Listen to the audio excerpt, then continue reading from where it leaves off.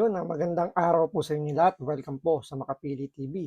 Madadagdagan na po yung mga nabubulag po o yung mga bulag sa mga issue po pagdating po sa bicameral report na inilabas po ni Congressman Ungab at ni Pangulong Duterte.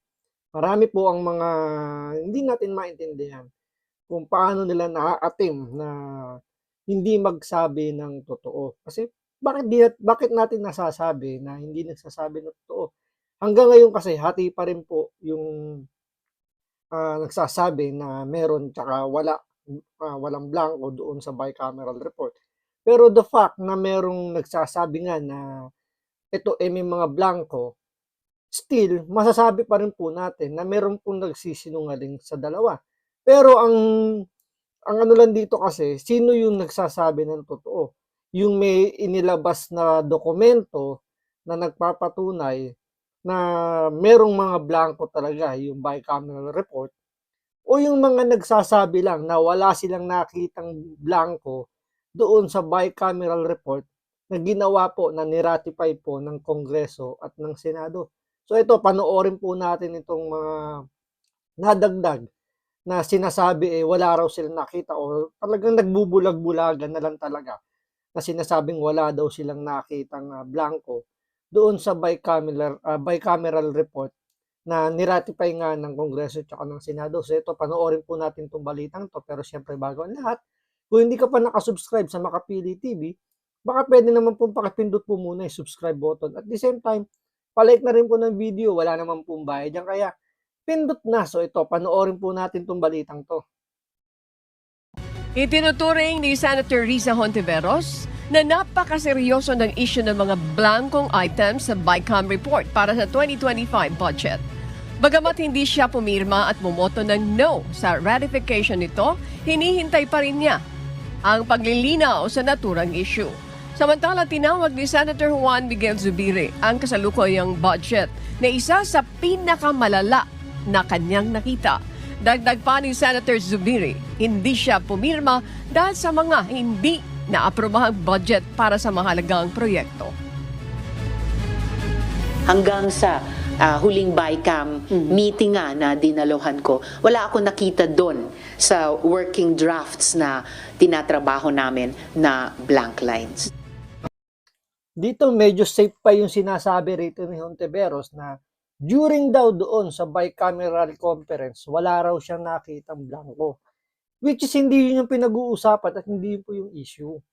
Ang issue is yung ipinasa doon sa paggawa ng final report para ito yung maging GAA, yung General Appropriation Act.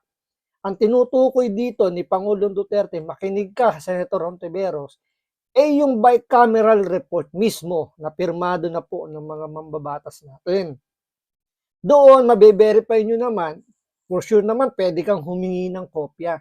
May mga kachokarang ka doon sa Kongreso, andun yung mga kagrupo mo, yung mga makakaliwa nandoon, pwede ka naman manghingi ng kopya. Hindi ka mabablanko sa sinasabi mo. At the same time, pwede mong hingaan din ng kopya yung inyong Senate President, at for sure naman may kopya siya ng bicameral report. Doon pa lang, mabe-verify mo na kung meron talagang blanco o wala. Hindi yung sasabihin mo during nung ginagawa yung BICAM report. Natural. 'Di ba? Hindi nyo pa makikita kasi pinag-uusapan pa. At wala ka naman nung time na yun. Sabi mo nga, hindi ka naman member. So wala ka talaga doon sa eksena na yun. Doon sa time na nandun ginagawa yung BICAM report. So mag-aantay ka lang talaga dyan ng BICAM report. So bakit wala kang kopya ng BICAM report na supposedly dapat meron kayo? Kasi nga, kung makabusisi nga kayo sa pondo ng Vice President dun sa kanyang confidential funds, talagang ultimong 5 hinahanap ninyo. 'Di ba? Yun, 125 million lang ang pinag-uusapan doon. Pero talagang until to the last drop ng budget ng confidential funds, talagang binubusisi ninyo. Pero bakit dito, bilyon ang pinag-uusapan, national budget ang pinag-uusapan, pero bakit sinasabi nyo, wala kayong nakita? 'Di ba? Doon pa lang makakapag-research ka na eh. Nagsabi na yung mga kachokarat mo sa Kongreso. Dalawa na yung nagsabi na anti-Duterte na nagsabi, ibig sabihin ba, nagsisinungaling itong dalawang katsokarat mo na makakaliwa na sinasabing meron talagang blanco. Tapos sasabihin mo, ikaw wala kang nakita. Ano ba yun, natakpan na ba yung mata mo?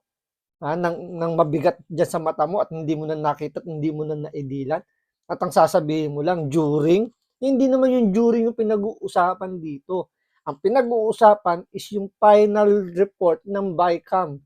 So malinaw po BICAM report po yung pinaka-pinali bago po ito ipasa para ito yung maging general appropriation na pipirmahan po ni BBM. Yun po yung pinag-uusapan. Mali po yung sinasabi dito ni Senator Hontiveros na during, ibig sabihin, habang ginagawa yung bicameral report or nando sila sa conference, wala naman pala siya doon, wala daw siyang nakitang blanco. So, napakalayo po ng sagot dito ni Senator Hontiveros at nagpipiling play safe siya dito sa mga sinasabi niya na at least nga naman, ang sinabi niya, during. So, kung mapapatunayan na talagang merong blanco, makakalusot siya kasi nga sabi niya during. Hindi naman niya sinabi na wala akong nakita doon sa final report ng BICAM. So, medyo mautak din itong si Ontiveros at ayaw niyang mahuli sa sarili niyang bibig na siya nagbubulag-bulagan. Talaga, I was quite disappointed. Although I was not familiar with these mga vlogs kasi hindi ko nga nakita dahil sa Isa pa tong si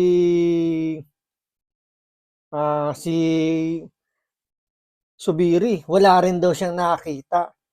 Diyos ko po, Sir Senator, napakadali po humingi ng kopya.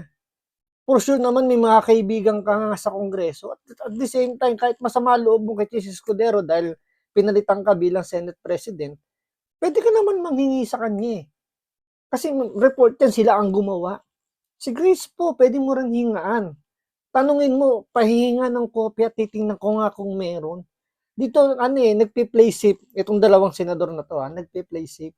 Dito, ang tinutukoy lang dito ni Subiri, na kaya siya hindi pumirma dahil daw may mga nakita siyang mga budget na kulang na, kumbaga parang,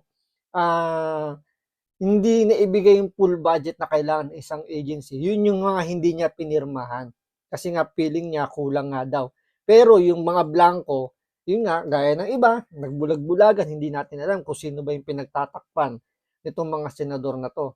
Akala ko ba na kaya kayo nandiyan is para sa taong bayan at hindi para sa interes ng mga kasama niyong mga politiko na nangbubulsa po ng pera ng taong bayan. So abangan natin kung ano yung magiging development po ng issue na to kasi ito ay iaakit na po sa Korte Suprema para malaman kasi korte pa rin naman po magbibigay ng hatol diyan kung ito ay constitutional o unconstitutional.